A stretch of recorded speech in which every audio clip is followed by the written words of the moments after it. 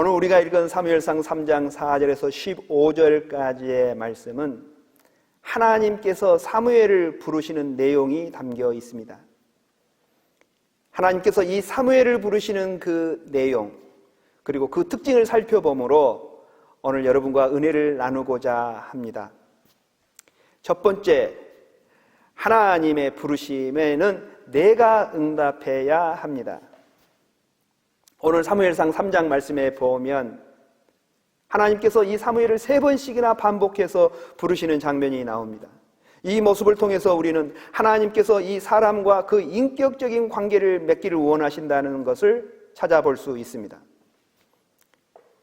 3장 4절에 사무엘을 부르시는지라, 6절 말씀에 다시 사무엘을 부르시는지라, 3장 8절에 세 번째 사무엘을 부르시는지라, 이렇게 계속해서 부르시고 또 부르시고 또 부르시는 이 하나님의 모습을 통해서 하나님은 우리 사람과 인격적인 관계를 맺기를 원하신다라는 사실을 우리는 알 수 있습니다. 하나님은 창세 이래로 그 인격적인 만남을 위해서 사람들을 찾고 부르셨습니다. 아담과 하와를 부르셨습니다. 아브라함을 부르셨습니다. 야곱을 부르셨습니다. 그리고 모세를 부르셨습니다. 그리고 신약에 와서는 예수님께서 직접 이 세상에 오셔서 그 잃어져 있는 양들을 찾아 부르시고 계십니다. 여리고로 내려가셔서 삭개오야 내려오너라, 내가 너의 집에 유하여야겠다. 오라비의 죽음을 슬퍼하고 있는 이 마르다를 찾아오셔서 마르다야 슬퍼하지 말아라. 예수님을 배반하고 자기 생활로 돌아갔던 이 베드로를 예수님께서 찾아오셔서 요한의 아들 시몬아, 네가 나를 사랑하느냐, 그 사명을 다시 일깨워 주십니다. 예수님의 부활의 소식을 알지 못한 채 그 빈 무덤을 배회하고 있던 이 마리아를 찾아오셔서 마리아야 슬퍼하지 말아라, 두려워하지 말아라. 이 모든 부르심이 그 사람들과 인격적인 만남을 갖기를 원하시는 이 주님의 모습을 우리는 발견할 수 있습니다. 그 주님이 지금도 우리 가운데 찾아오셔서 우리 한 사람 한 사람을 부르고 찾고 계십니다. 이 사무엘을 하나님께서 부르시고 찾으셨습니다. 그러나 이 사무엘은 이 하나님의 음성을 깨닫지 못했습니다. 그 깨닫지 못한 이유에 대해서 이렇게 밝히고 있습니다. 7절 말씀입니다. 사무엘이 아직 여호와를 알지 못하고 여호와의 말씀도 아직 그에게 나타나지 아니한 때라. 사무엘이 여호와 하나님을 알지 못했을 때에 하나님이 부르셨다라는 말씀입니다. 그런데 사무엘이 하나님을 정말 알지 못했을까요? 사무엘은 성전에서 자랐습니다. 성전에서 하나님의 말씀을 듣고 배웠을 것입니다. 하나님에 대해 들었을 것입니다. 그런데 어떻게 하나님을 알지 못한다 이렇게 이야기하고 있을까요? 여기 알지 못한다라고 하는 이 부분에서 쓰인 안다라고 하는 이 단어는 히브리어에 야다라고 하는 단어가 쓰였습니다. 여러분, 이 야다라고 하는 이 단어의 의미는 단순한 지식적인 차원에서의 머리로서 아는 그런 알미 아닙니다. 여기 야다라고 하는 의미는 밀접한 관계 안에서, 그 인격적인 관계 안에서 아는 알을 이야기합니다. 그러니까 이 사무엘은 하나님과 인격적인 그 관계 안에서 지금 만나고 있지 못하고 있다는 걸 우리는 발견할 수가 있습니다. 그래서 하나님의 부르심을 알지 못했고, 하나님께서 두 번째 부르시고, 세 번째 부르시고, 네 번째 부르셨을 때에 그때에 응답합니다. 아마 네 번째도 알아듣지 못했다면 하나님께서는 다섯 번째, 여섯 번째, 일곱 번째 계속해서 부르셨을 것입니다. 하나님은 이 사무엘이 알아듣지 못하는 것에 대해서 일체 나무라심이 없습니다. 너 왜 내 목소리를 알아듣지 못하니? 이렇게 하지 아니하시고 사무엘아, 사무엘아 계속해서 알아들으실 때까지 부르십니다. 여러분, 여기에 우리의 소망을 발견하게 됩니다. 영원히 하나님 알지 못하고 영원히 죽었던 우리에게 대책 없는 우리 인생 가운데 그래도 소망이 있는 이유는 하나님께서 계속 찾고 부르신다고 하는 이 사실입니다. 하나님께서는 우리를 한 번만 부르신 게 아니고 또 부르시고 반복해서 부르시고 계속해서 그 부르심 때문에 내가 하나님 앞에 설 수 있었던 것 아닙니까? 딱 한 번 부르시고 두 번, 세 번 부르지 않으셨다고 하면 우리가 어떻게 하나님 앞에 반응할 수 있겠습니까?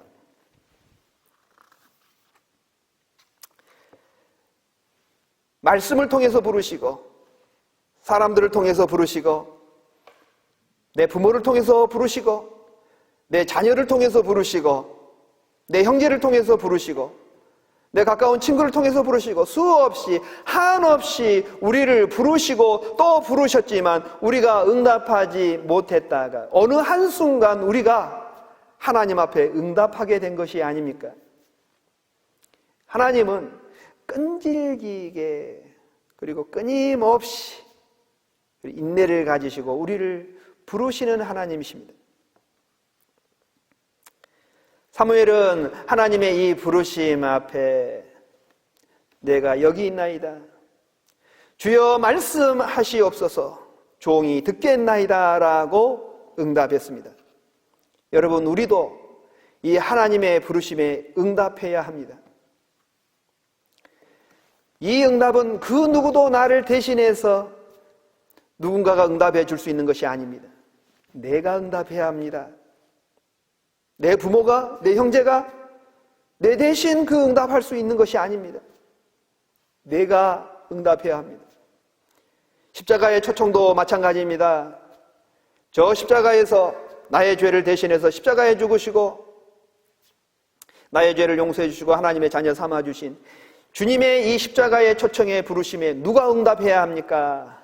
내가 응답해야 합니다. 왜 그렇습니까? 그 십자가의 사건은 내 사건이기 때문에 그렇습니다. 예수님께서 저 십자가에서 달려 돌아가시면서 내 죄를 대신해서 모든 피와 물을 다 쏟으시고 그리고 내 죄를 대신해서 죽으셨습니다. 그 십자가의 죽으심은 나의 죽음이요 그 십자가에서 못 박힘은 나의 못 박힘이었습니다. 그러므로 그 어떤 누구의 대신해서 응답은 있을 수가 없습니다. 내가 응답해야 합니다. 부모가 해줄 수 있는 것이 아닙니다. 형제가 해줄 수 있는 것이 아닙니다. 내가 응답해야 하는 것입니다. 여러분이 주님의 부르심에 응답하실 수 있는 저와 여러분이 될 수 있기를 주님의 이름으로 축원합니다. 두 번째, 하나님의 부르심에는 하나님의 임재가 있습니다. 오늘 10절 말씀에 보니까 여호와께서 임하여 서서 전과 같이 사무엘아 사무엘아 부르시는지라 라고 말씀하고 있어요. 사무엘이 하나님의 음성을 듣게 될 때에 여호와께서 임하니라고 말씀하십니다. 이게 무슨 말씀입니까? 하나님께서는 사명을 주시고 이 사무엘에게 그 사명을 잘 감당할 수 있도록 하나님께서 함께 해주시고 그리고 도와주신다고 하시는 하나님의 임재와 그 능력을 나타내는 말씀입니다. 여러분, 사무엘이 살고 있는 그 시대적인 환경, 그 시대적인 배경은 어땠습니까? 아주 어둡고 캄캄한 시대예요. 영적으로 무지한 시대입니다. 하나님이 아무리 불러도 대답이 없는 시대, 하나님의 말씀이 아무리 들려도 깨닫지 못하는 시대, 그 영적으로 어둡고 깜깜하고 무지한 이 곳이 어떻게 하나님의 사명을 받을 수 있는 자리가 될 수 있다는 말입니까? 그것은 하나님의 임재 때문입니다. 아무리 어둡고 캄캄한 곳이라도 하나님이 임하시면, 하나님이 함께 하시면 그 자리가 사명의 자리가 될 수 있음을 믿으실 수 있기를 바랍니다. 모세는 그가 양을 치는 그 일터에서 하나님의 부르심을 받았습니다. 저 호렙산 떨기나무 그 불꽃 앞에 이 모세가 섰을 때에 하나님께서 이 모세에게 뭐라고 말씀하십니까? 내가 선 곳은 거룩한 땅이니 내 발에서 신을 벗으라. 아니, 어떻게 이렇게 평범한 일터가 하나님의 이 거룩한 땅이 될 수 있다는 말입니까? 그것은 하나님의 임재 때문입니다. 하나님이 계시는 곳은 언제나 거룩하기 때문입니다. 여러분, 지금 내가 서 있는 곳, 내가 있는 이 곳, 내가 그 십자가를 붙들고 그 십자가를 내세우며 십자가를 생각하고, 그리고 하나님께서 나에게 뭐라고 말씀하시는지 귀를 기울이며 그 높으신 하나님을 찬양하고 그 구원의 하나님을 찬양하는 자리는 분명 거룩한 공간입니다. 이런 이야기를 자주 듣습니다. 목사님, 우리가 사는 환경은 너무나도 어둡고 캄캄해요. 내 거룩한 요소를 방해하는 요소가 너무 많아요. TV다, 인터넷이다, 핸드폰 게임이다, 드라마다, 이런 것들을 통해서 우리의 거룩이 방해되는 요소가 많습니다. 그러나 여러분, 그러하다 할지라도 소망이 있는 것은 내 안에 거룩한 십자가의 사랑이 있고 성령님이 계시고 하나님이 함께 하신다면 그곳은 하나님의 거룩한 사명의 자리가 될 수 있습니다. 거룩한 십자가의 사랑이 우리 안에 거하고 그 성령님께서 우리와 함께 하시고 하나님과 함께 한다면 우리는 하나님의 음성을 들을 수 있습니다. 내가 있는 가정, 내가 일하는 일터, 직장, 내 생업의 현장과 이 일터가 아무리 어둡고 캄캄하다 할지라도 내 안에 거룩한 십자가의 사랑이 거하고 있다면 그곳은 주님의 거룩하신 사명의 자리가 될 수 있음을 여러분 믿으실 수 있기를 바랍니다. 세 번째, 하나님의 부르심에는 온전한 순종을 요구하십니다.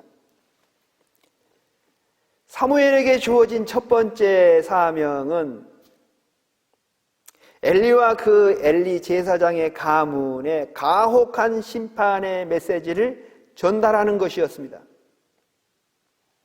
그 가혹한 심판의 내용이 12절에서 14절까지의 말씀에 기록되어 있습니다. 내가 엘리의 집에 대하여 말한 것을 처음부터 끝까지 그날에 그에게 다 이루리라. 내가 그의 집을 영원토록 심판하겠다고 그에게 말한 것은 그가 아는 죄악 때문이니 이는 그가 자기의 아들들이 저주를 자청하되 금하지 아니하였음이니라. 14절 말씀에 그러므로 내가 엘리의 집에 대하여 맹세하기를 엘리의 집의 죄악은 제물로나 애물로나 영원히 속죄함을 받지 못하리라 하였노라 하셨더라. 사무엘은 하나님의 말씀을 들었지만 하나님의 명령을 받았지만 하나님의 이 명령에 그리고 하나님의 이 사명을 감당하기에는 너무나 어렵고 두려운 사명이었습니다. 15절 말씀에 사무엘이 아침까지 누웠다가 여호와의 집의 문을 열었으나 그 이상을 엘리에게 알게 하기를 두려워하더니 어린 사무엘에게 정말 감당하기 어려운 사명이었습니다. 사무엘은 성전에서 자랐습니다. 그 어머니 한나가 젖을 떼고 하나님께 바쳤습니다. 성전에서 키워졌습니다. 누가 키웠습니까? 엘리 제사장이 키웠습니다.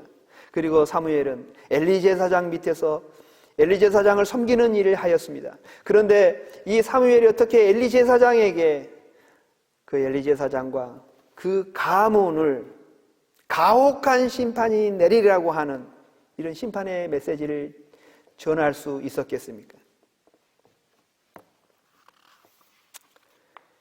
여기서 우리가 알 수 있는 것은 하나님의 부르심에는 어려움도 두려움도 함께 동반된다고 하는 사실입니다.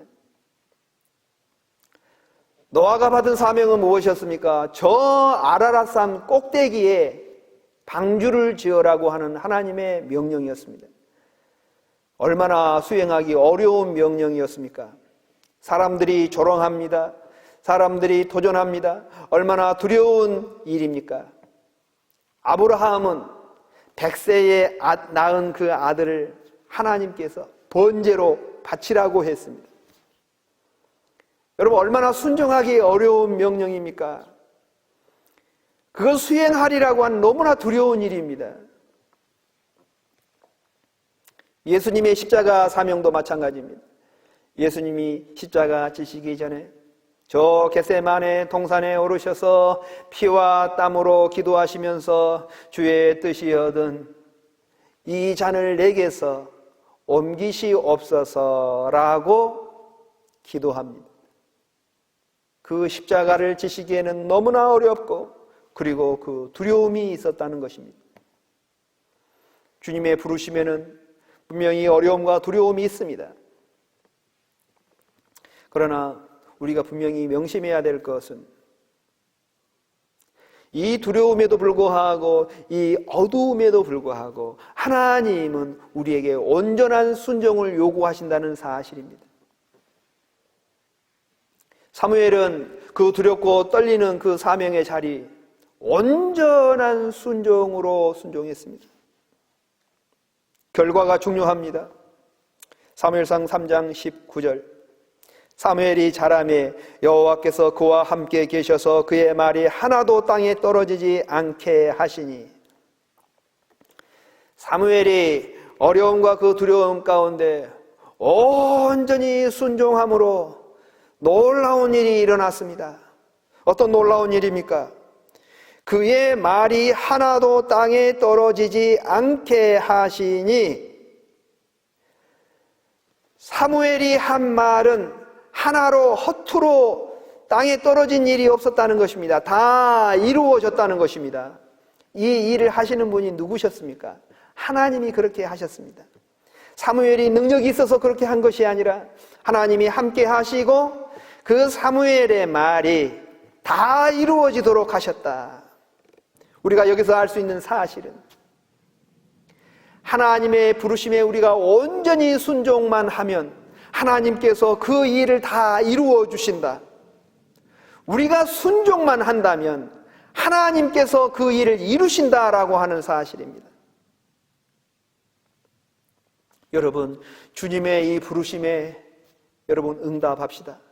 우리가 응답하면 하나님께서 우리에게 사명을 주실 것입니다.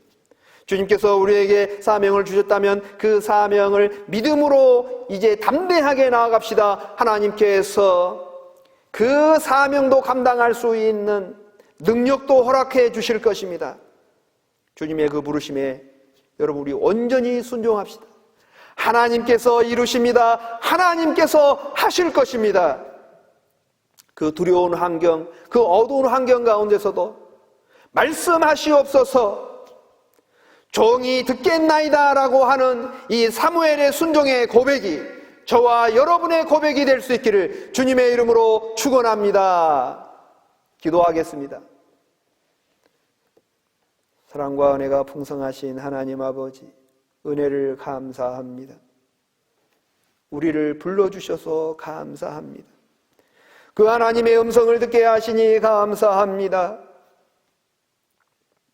주님께서 우리를 부르신 그 사명의 자리에 세워주심을 감사합니다. 우리가 어디에 있든지 하나님의 부르심에, 이 음성에 우리가 민감하게 반응하게 하시고 그 하나님의 부르심에 온전히 순종할 수 있는 믿음도 허락하여 주옵소서. 예수님의 이름으로 기도드립니다. 아멘.